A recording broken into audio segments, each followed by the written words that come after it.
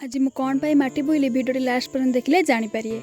Hi friends, जय जगन्नाथ। मु लिप्सा स्वागत करछि मोर आउटे मिनी ब्लॉग को। सकाळ उठी ब्रश कर देथिले, तापर चालली मोर रोसई ड्यूटी की।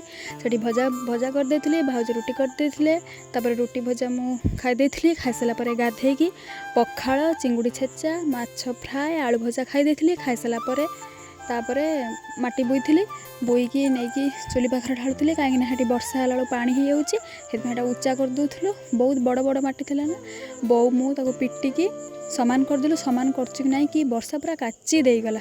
तापरे फीस्ट पई प्लान कलु, पूरी आलू कषा हबो बोलिकी सब कहले। तापरे पूरी की बेली देली, बेल देकी तो छंका हो गला। छंका हो परे तेल पड़ला, तापरे पियाज पड़ला, तापरे मसला रेडी, तापरे आलू कषा भी हो गला।